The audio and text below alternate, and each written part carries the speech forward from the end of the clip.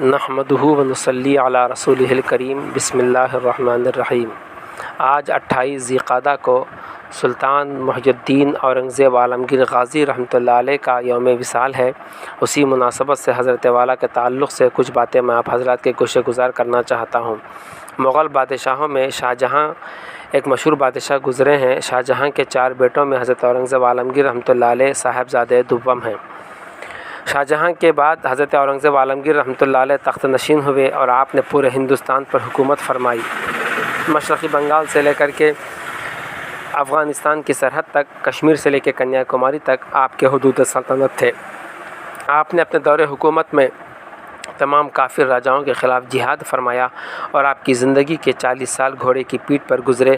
سب سے عظیم بات یہ ہے کہ آپ نے اس اثنا میں اپنی پوری حیات میں کبھی کوئی نماز قضا نہیں فرمائی۔ ہمیشہ ہاتھ میں تسبیح لیا کرتے تھے اور آپ تسبیح پر ذکر الہی میں ہمیشہ مصروف رہا کرتے تھے۔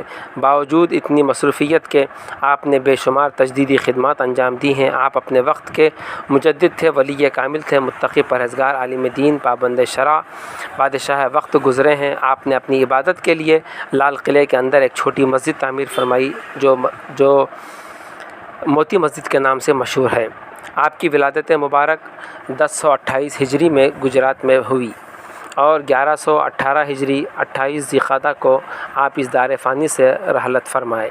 حضرت اورنگزیب عالمگیر غازی رحمۃ اللہ علیہ کا سب سے عظیم کارنامہ فتاوی عالمگیری کی تدوین ہے، جو اس زمانے کے 800 علماء کرام کو جمع کر کے آپ نے حکم فرمایا کہ مفتی بہا مسائل پر ایک عظیم کتاب تصنیف فرمائی جائے۔ آپ کے حکم پر علماء کرام کی جماعت نے فتاوی عالمگیری کی اشاعت فرمائی، جس کے اوپر اس زمانے میں تقریباً 8 لاکھ روپیہ خرچ ہوا۔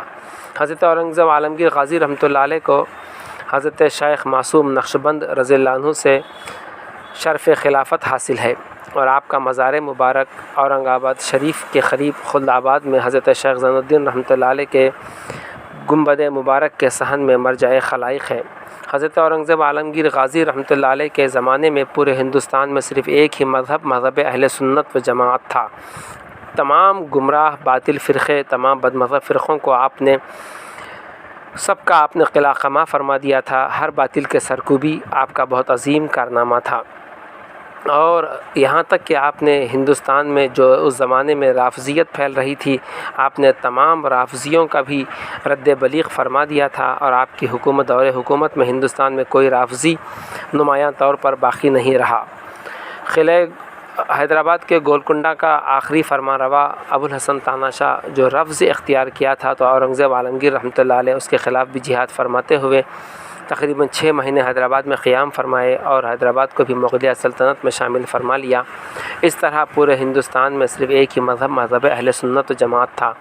رب تبارک و تعالیٰ سلطان اورنگزیب عالمگیر غازی رحمۃ اللہ علیہ کے صدقہ و طفیل میں ہم تمام سنی مسلمانوں کو مذہب حق اہل سنت و جماعت المعروف مسلک اعلیٰ حضرت پر استقامت عطا فرمائے۔ آمین آمین یا رب العالمین، بجاہ النبی الامین المتین الکریم علیہ الصلاۃ والتسلیم۔